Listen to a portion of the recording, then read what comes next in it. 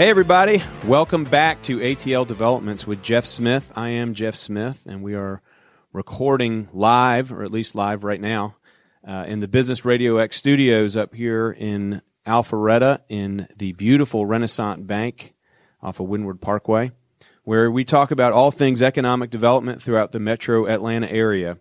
I am a mortgage banker with Assurance Financial. If you need a loan, please always feel free to reach out. I will tell you that mortgage interest rates have dropped back into the 3% range. I never thought I would be saying that right now. I can tell you, I can spend a whole show telling you why that is. Can't really tell you where they're headed, or else I'd be a hard guy to find probably. But if you have an interest rate over 4.5%, you probably should give me a call and let me run you some numbers. But I also write a newsletter and a weekly column that runs throughout North Fulton and Forsyth counties in the Herald newspapers. It's also distributed through an email. And if you want to get on that distribution list, or if you want to get in touch with me, you can find me at gsmith@assurancemortgage.com. So it seems like I start out with this line every show, but Atlanta has grown so much in the last 40 years that there are cities, counties, communities, and neighborhoods that all have their own distinct identities and that all have their own governing structures in place. It's easy for me to live in Roswell, become narrowly focused on the issues directly affecting my city, and have absolutely no clue what's going on in, say, the old Fourth Ward in town Atlanta, or, the square in downtown Marietta, or even around the Dunwoody MARTA station near Perimeter Mall. It's easy for us and our elected officials to become locked into the issues operating within our own borders. Yet everything we do in some way affects those other jurisdictions outside of our borders. So if I want to improve traffic in Roswell by four-laning a road that goes into Woodstock or Alpharetta, probably a good idea to let those city officials know there what we're going to do. Otherwise, that four-lane road is going to go into a two-lane road, and there's going to be a big bottleneck. And, let's look at it a different way. So let's say I'm in Alpharetta, and I want to four-lane every single road to get everybody to Georgia 400. Well, if Georgia 400 is not moving, then that's not going to do much good.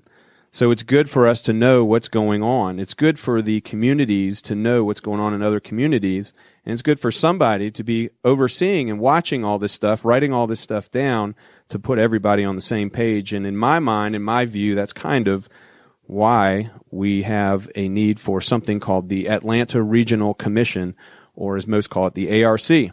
The ARC is where city, county, and community leaders can come together to plan for future growth of the entire metro Atlanta area. They deal in infrastructure improvement, economic development incentives, and public awareness on the issues.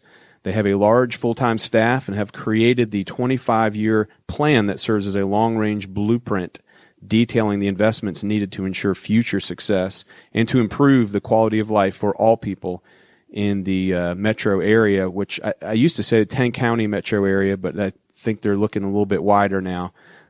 It's a hugely influential organization on the future growth of our cities and counties, and I am very, very lucky today to have as my guest Kerry Armstrong.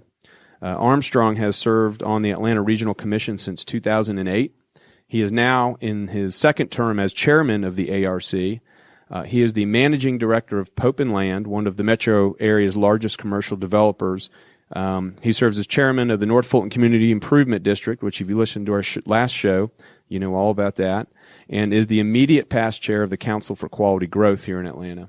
Few people are as plugged into the development scene in Atlanta as Kerry Armstrong, and I'm lucky to have him here. Kerry, how are you doing? Well, I'm doing great. Thank you for the introduction. Absolutely.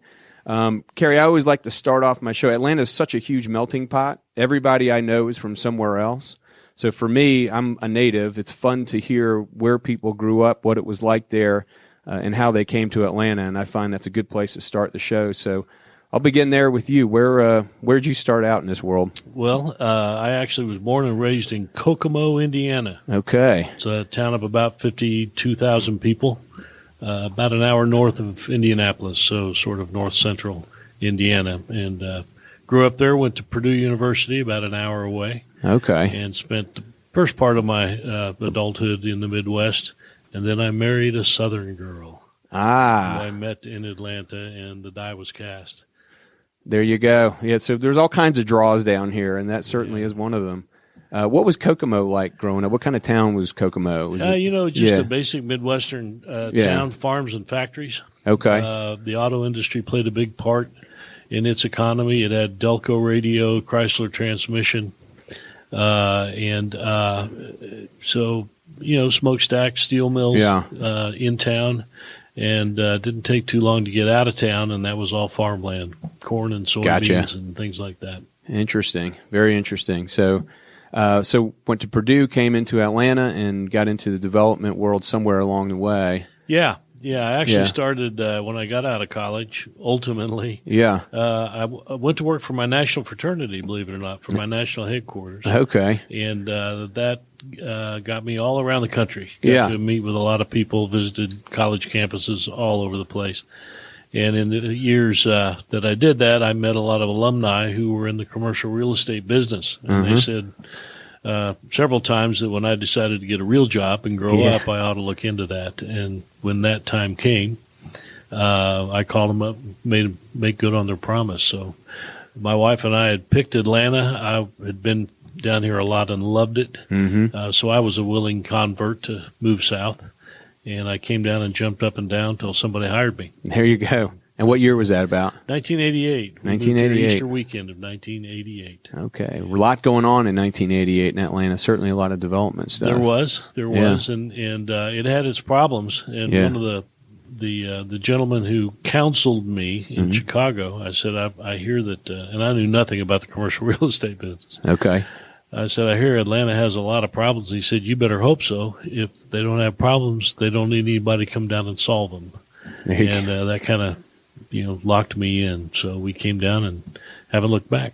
Well, fantastic. Well, we're glad you're here. Thank you. You've done a lot of great work in the private sector and also a lot of great work in the public sector. And I kind of want to talk about both today, if we could. Absolutely. I think I'll start off with your role at the ARC as chairman of the ARC. I described it in my view of what the ARC is, and 90% of our listeners out there, I guarantee most of you have never heard of the ARC.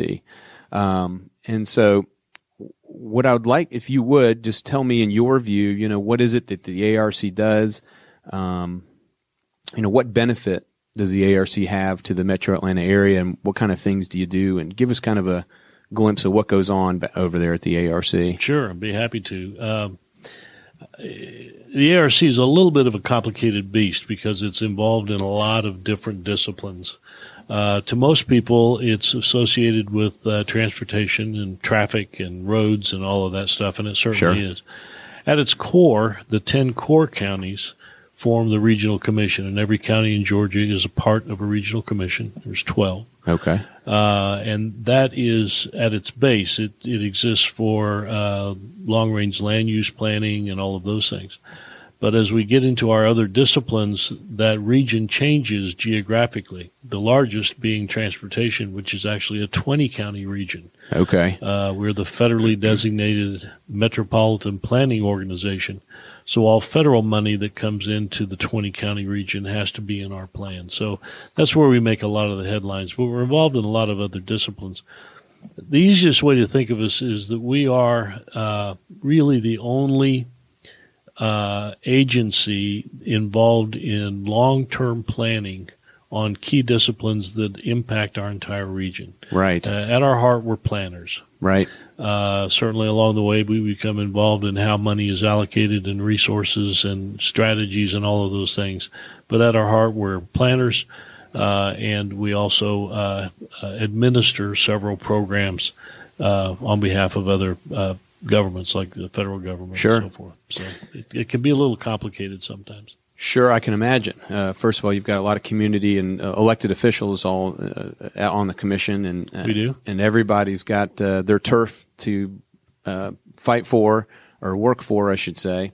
So a long range plan. So the 25-year plan is one of the biggest things.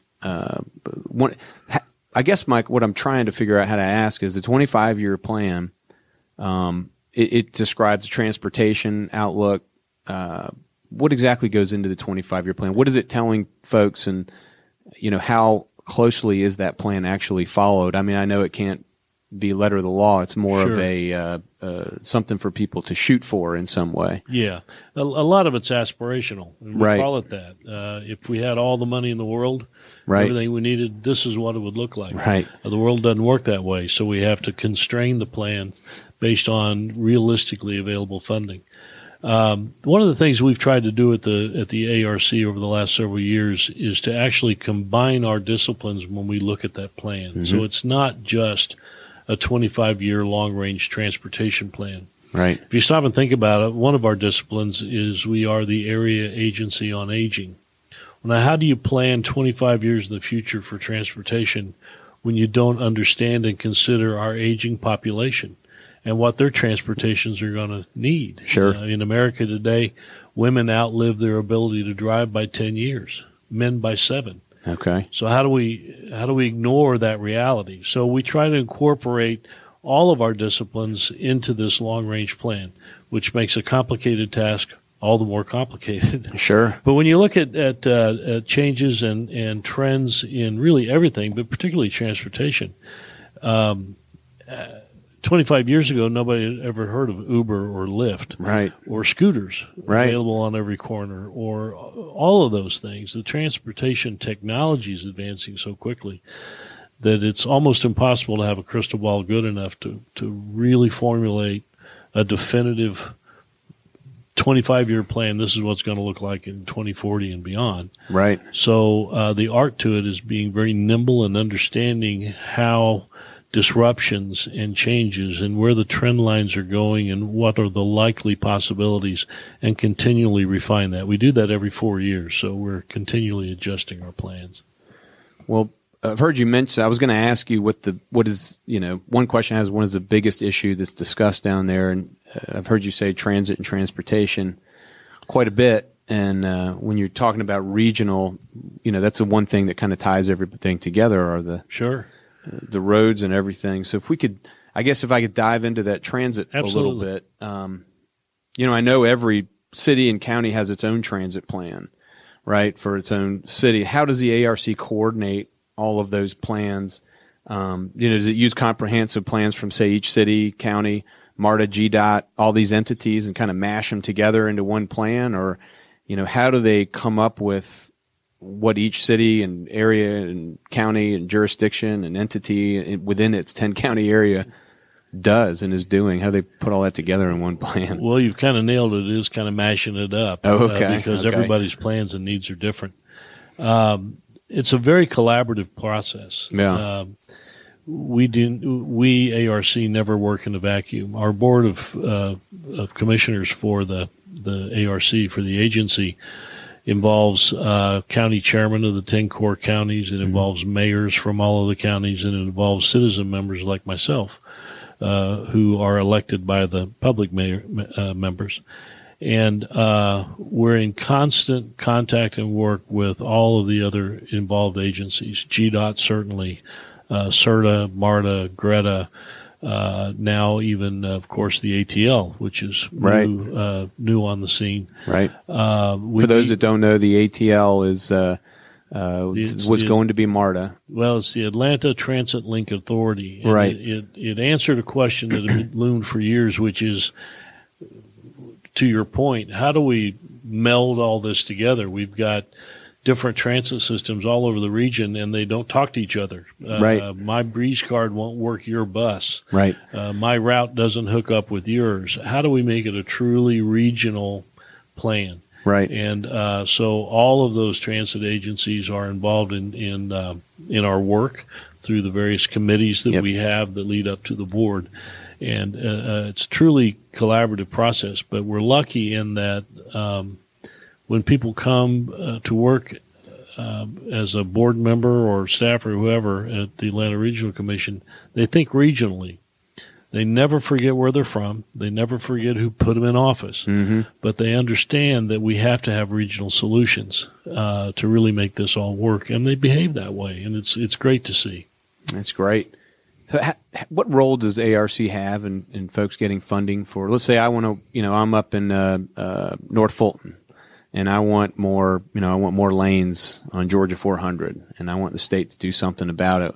What role does the ARC play in that process? Well, we're kind of the convener. Yeah, that really distinguishes us from any other agency. We're the only agency that brings that unique collection of elected officials and public members together to tackle problems.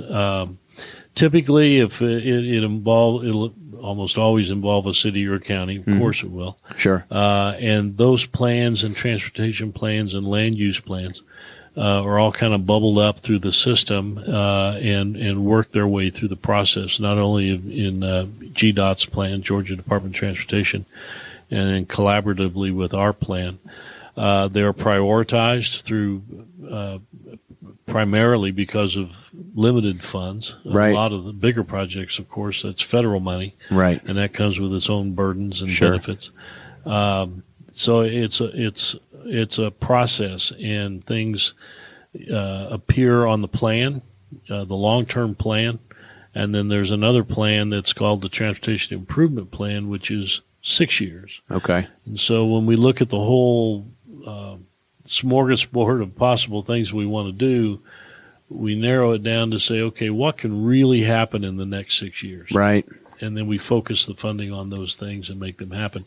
There are projects being done today that have been on the long-range plan for a long, long time. And finally, the planets aligned, and we were able to get them on the shorter-term plan. So, and I literally don't know this. So, ARC, do you direct? You don't control funding. ARC does not. Or does it control funding? Or is it more, if you have that stamp, if you're in line for that, you're going to get preferential treatment from somebody like a GDOT and that kind of thing? Well, in the world of transportation, federal funds, we don't control it. Right. But it has to be in our plan. Right. Which we develop collaboratively. Right. So if it's not on our plan, then the federal money doesn't come in. Yeah, they're not going to look at you. No. Yeah. And without any federal money, there's local match. You have to put skin in the game. Sometimes it's the locals have to put in 20% and they put in 80%. Sure. Sometimes it's 50-50. It depends on both budgets and the appetites and the politics of the day. So I guess real quick, and this just came to my mind, so forgive me. But, it's all right. One thing that y'all are big on economic development and trying to help cities improve their ability to generate more business within the city. And you have a livable centers initiative, right? Right. Livable Centers Initiative. Livable Centers Initiative, where you do control funding in a way. Yes. And that is something that cities and counties can apply for to do you know much about it? I'm assuming you do. Well, yeah. Maybe a little more than you. Yeah. But I don't know everything about it. Yeah. That is a program that is largely federal money that is within our control. Right. And what we do is, and I forget now, it's probably been 15, 20 years since we've had this program, but communities can apply for funds from this bucket of money. Right. To develop livable centers. Right. Typically that is what you would describe as a live, work, play node in a city. A mixed use. Mixed use. How does the transportation work? Yeah. How does the land use work? I mean, what's going to be where? Mm-hmm. Where are the people going to work? Where are they going to live? Where are they going to play? How are they going to get to school? All of those things. Whatever the community thinks is important and a place that they could think is important, they can apply for these funds. And the initial funding is really for a study. Right. They can hire, the consultants that they need or whatever they need to do to come up with a plan. And that plan then can inform the community on how they make everything from zoning decisions to infrastructure decisions. Over the years, we've learned that nearly 70% of all the development that has occurred in the region has now happened in livable centers, places that have gone through this process and developed a livable center plan, and are continually working toward it. And then communities can come back and do other sections or update those plans, or in some cases apply for funding to actually help get the project kicked off. And just to put some color to it, I know Alpharetta right now is doing a big study on their North Point Parkway area. an area where North Point Mall was. And, when I was in the 90s back then, when you just got here, North Point Mall had come in, and it was a hotbed of activity. Yeah. It was the next big thing. And now, of course, there's Avalon up the street, and and malls are kind of falling out of favor. And so they're trying to figure out how to rework that whole area. And so they applied, my understanding is they're getting help with the ARC to come up with a study to figure out how do we make this a successful area, going into the future. And they're adding more residential, more bike paths and that kind of stuff. Right. And how do we reinvent the built environment, and how do we plan ahead for there's still a lot of vacant land in the 20 counties. Okay. Not that we're trying to develop the whole thing, but how do you mix that? How do you make it all work together and optimize transportation and when and how people get around? So the ARC is also very big on data. Yes. And I know you are too, because it seems like every time I've seen you speak lately, you've got a neat figure to talk about. And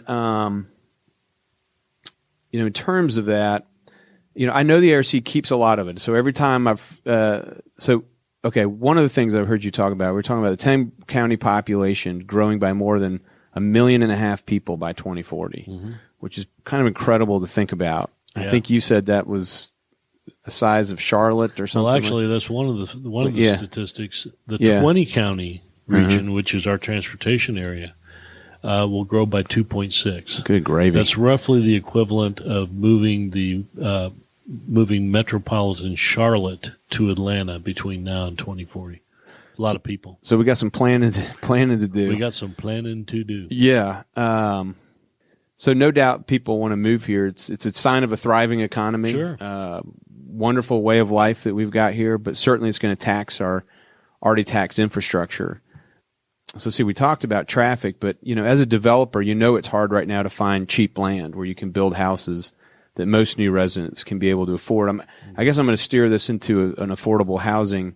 I was out at dinner in Roswell, and from the time we ordered our food to the time we got it was 45 minutes. And the manager came over, and he was apologizing profusely, and he was giving us gift cards and all this kind of stuff. And I said, well, what's going on? He said, I can't keep a chef at this restaurant. Yeah. He said, every chef I get is having to drive 45 minutes to an hour because they can't afford to live here. Yeah. So it's starting to affect my eating habits now. Now I'm concerned all of a sudden. But seriously, I know there's different groups trying to look into how do you in the last 8 years, we just haven't built a lot of houses under $300,000. It's hard for a developer to find land, buy it, and under current densities, build it at a price that they can actually make money at when you're doing something so they built a lot of stuff over 400,000, and the data's kind of showing that over 400 and 500 has become a heavy buyer's market, and under 400 is just a heavy seller's market right now. Yeah. I don't know. Do y'all look at that at the ARC? We do. Yeah, we look at it from a lot of different angles, and frankly, personally, and I'm not alone, I would identify the availability of affordable housing to be a real challenge for our area in the foreseeable future. Now, we're not alone. This is true all across the country. Right. It's a combination of rising land prices. It's a combination of rising construction prices. Everybody who buys a home wants it to increase in value. Right. The tax structure for real estate taxes is based on rising values of real estate. And it's a complicated process, and there is no silver bullet. There are a lot of brilliant ideas that are being tested on how to bring costs to build down. Mm-hmm. Okay. Land is what it is. I mean, I'm an evil developer, and I will tell you that if I think my land is worth X, I really think it's worth X. Okay. And I'm entitled to get that. So we're going to have to find some ways to sort of break the model, try some things that are a little bit different. It might be incentives. It might be philanthropy. It might be changes in zoning laws and building codes. Okay. Certainly density. Greater density can play an impact on it. The thing I try to remind people, though, is that the question of affordable housing, there's two sides of that. One is, what does it cost to do it, but to create it? But the other side of the question is wages, is how much money people have to spend on it. Right. And what's happened over the last decade or so is that the big middle of our population has not participated as greatly in the recovery as the other ends of the spectrum. And so you want a simple answer? Give everybody a raise. Double everybody's salary. Then they can afford what's out there. But now I got to pay more to eat. Well, you can't eat anymore anyway. I can tell you're already spilling your water on the table. So, but you see the point. I do. Wage growth has absolutely. not followed suit, and historically, you kind of need some balance there, and it's a challenge. Right. I think we'll see some progress. A lot of communities are really focused on it. Right. Some cities are trying to regulate it or require it. Right. That's difficult economically speaking. As a developer, that means that if I need to provide a certain portion of my project at a lower cost basis, that means that the other part of the project has to be higher, right, in order to balance it all out and make the whole thing viable. Sure. So it's a difficult challenge. Luckily, I think all across the region, I see communities and citizens understanding this and trying to deal with it.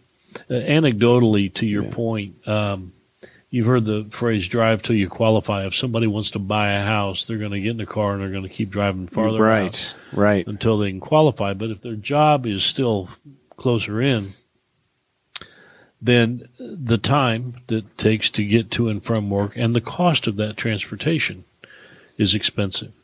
And that's the dangerous thing. A lot of people look at Atlanta and say, well, you've got reasonably, by comparison to our peer cities, reasonably affordable housing. But if you combine the cost of housing and transportation, that is over 50% on average of disposable income of a family. Right.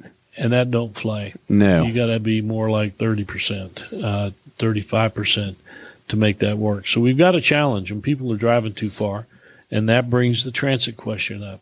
We've got to find ways to move lots of people around at the same time in affordable ways. We talk about it in terms of mobility. People get passionate about cars versus transit versus public transit versus heavy rail versus buses versus all that stuff. Mm-hmm. Forget all that. Okay. We're talking about mobility. How do you get to where you need to be? How does your family get to work and school and play? How do we move people around? And let's not get all fussy about the details of the technology or the mechanisms that are used. Let's talk about how do we move people around and keep them mobile. Well, it's a great point, and I joke around about the affordable housing issue, but it is something I take very serious. And I'm a mortgage banker, and I do get people all dressed up and ready with a loan, and they're going out to try and get a house in the $200,000 price range, and it is a battle for them to be able to do it. It is a real battle, and I had somebody just give up, and they just said, "I'm just going to rent. I'm not worried about it," and they're going to miss out on all that opportunity to build equity in something and to get that kind of appreciating asset in their life. And it's an issue that I know people are looking at. And you talk about drive till you qualify, and so that kind of leads me into my next question. How far out can we go? In Atlanta, I mean, how far out is someone willing to commute, or do we keep bringing the jobs out closer to people? How far out is there a wall that we can eventually we're going to run up against? Or it seems like, back before 2008 and the downturn, it was kind of like a land grab. It reminded me of the out west. Everybody was just going out every time they got a piece of land and build it and keep going, and they were going to build the outer loop, and that was going to, and it seems to me that we're kind of, I don't know if we're running out of steam or what, but I know that our construction industry is hurting labor-wise, but how far out can we go? Well, have I set it up enough? Yeah. Atlanta is uniquely positioned. Yeah. It really has very limited natural constraints. Right. 360 degrees. That's one of the reasons it is such a prime transportation hub, because of its location on the map and within the country, and the fact that it does have this ability to expand. What we're seeing, though, partially because of some of the things we've talked about, is, in the old days, you'd go, the model was, okay, I'm going to pick an interstate, I'm going to go 13 miles from the closest regional mall, go 13 miles up the interstate, build another regional mall, and around that there's going to be neighborhoods and office buildings and all that. And then I'm going to go 13 miles more and build another regional mall. Okay. I laugh about it. I live fairly near I-85 on the northeast side. At some point, I become suburban Greenville. I don't know. Right. I don't know where that line is. Right. But over the last 5 years, 10 years, we're seeing more people come inward. We're seeing population growth in the city of Atlanta now, which is something we hadn't seen in a long time. It's density. It's more infill. It's people coming back in. We have a new generation or two in our population who think differently about their lifestyle and walkability and, working and living close to where they live. Or to these central areas. Some of them don't want to own cars. Some of them don't want to own houses. It's a new way of looking at the world, and many of them are doing that. So while we were just continually going out and out and out, now we're kind of coming back in too. And it's more of a balance, I think, between an infill inside whatever boundaries you want to describe. But we have to remember the natural barriers. Go too far north, and you got the mountains. Yeah. Mountains are expensive to build in. Yeah, I can imagine. You go too far north, and you get into the headwaters of the rivers. Right. Not downstream where there's more water. Okay. Eventually, there's an ocean on one side and a gulf on another side. So there's some constraints there, obviously. Yeah. But there are natural constraints, and the region kind of flexes and relaxes and flexes and relaxes. It's fun to watch as more people create the kind of lifestyles that they want and take advantage of opportunities. Yeah, and people like having a town, having a center now, whereas it wasn't as important maybe years back. They do. You can't just create that somewhere in the middle. Well, I guess you can these days. But, well, for a while there, the model was, let's build a subdivision. Let's make sure there's a big buffer between it and the other subdivisions or the commercial property or whatever. Right.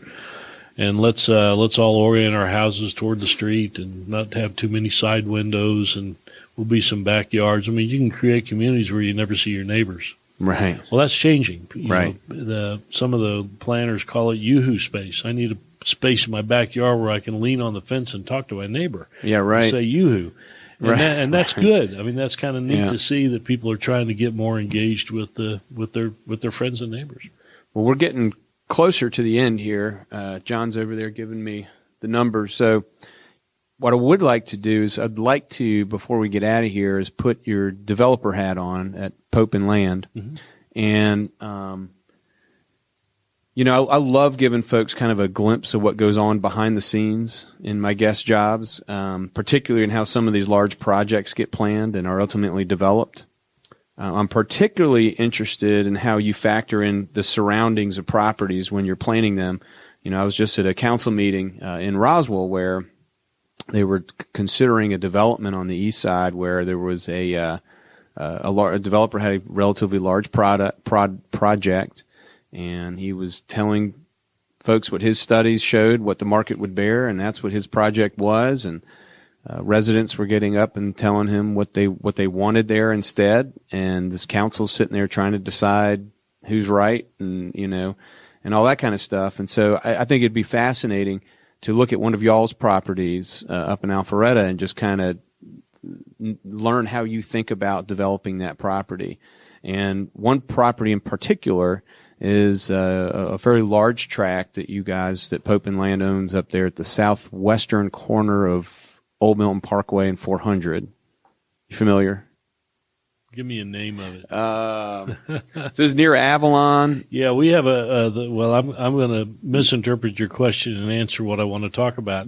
Do what you want. Yeah, at the intersection of Haynesbridge and 400, we have yes, that's what I'm talking about. Northwinds. Yes, Northwinds was a 200+ acre development that Pope and Land started years ago and developed through the 90s. Yes. But there was one piece left, 24 acres, 24 acres on the corner of 400 and Haynesbridge Road. It is fully entitled for lots and lots of office space. But the area has changed dramatically since you first bought that. I mean, Alpharetta, since Pope and Land first had that, there was no Avalon. There was no downtown Alpharetta, which is doing what it's doing right there. And so as y'all look at the uses for that, have those uses changed from what you originally purchased it for? And how is that? Rather than go forward with just build more office space, right? Which ultimately we need. That's where the jobs are, a lot of them. We read all the trend lines. We listen to what we say and realize that we really needed a livable community on that 24 acres, which is not a very big piece of property. Okay. So how do we mix that up? We wanted a residential component. We wanted apartments. We wanted condominiums. It was already planning to have a hotel. We wanted a retail mix, but not like a shopping center. We wanted retail amenities that would serve the rest of that our project and the immediate area, and a lot of office. I mean, ultimately, our plan shows 1.2 million square feet of office potentially on that 24 acres. That's the place to do it. It's right up on the highway. It's right on the major infrastructure node. You don't have to build a road to get to it. Right. So we had to go through a lot of gyrations with the city. We had to rezone it to entitle the residential pieces. But we're underway and we're excited about it. And we think it's going to be a big success. Whether or not we ever get to 1 million square feet of office, I don't know. Gotcha. We have a first building underway, and that's 50% leased and the other 50% committed. We're working on the leases. It's a small building, but it gets us started. And now that we're real and the world can see it, more and more companies are coming saying, well, tell me about your plans, and maybe that's where we'll locate. We didn't invent mixed use by any stretch of the imagination, but we tried to optimize it on the 24 acres that we had. And we think it's a great complement to Avalon and to downtown. The Alpha Loop is going to connect them all and run right through the heart of our park, which we're calling Northwind Summit because it's up on the hilltop. For those that don't know what the Alpha Loop is, it's a bike trail that the city of Alpharetta is building. It's a loop. It's a loop and then a loop inside of a loop. Yeah. That's going to connect a large portion of those office developments all throughout. It's not just bikes. Corridor. It's bikes, pedestrians, Yep. people with baby strollers. Yep. It'll go right through the heart of our park, and the retail mix that we have, some restaurants and some great retail mixes, the hotel, all of those things will work. And as that loop gets completed, downtown, Avalon, our park, and ultimately down to Encore Parkway, can all be connected. So if you wish to walk or ride, you've got the great infrastructure to do it, and that's one less car on the road. One less car on the road. Yeah. Well, Kerry, I can't thank you enough for coming up. It's been a pleasure. It's been very interesting. It's been fascinating for me to sit and get to talk with you today, and thank you for everything you're doing at the ARC. You're very kind. No, well, we appreciate you putting your time in down there. And look forward to seeing more out of it. You bet. Anything else you want to mention before we go? Or no, I'm just flattered to be here, and I hope I've said something reasonably smart. Well, you didn't have. I set the bar pretty low, so yeah, I appreciate you. So thank you very much, everybody. It's been another installment of ATL Developments with Geoff Smith.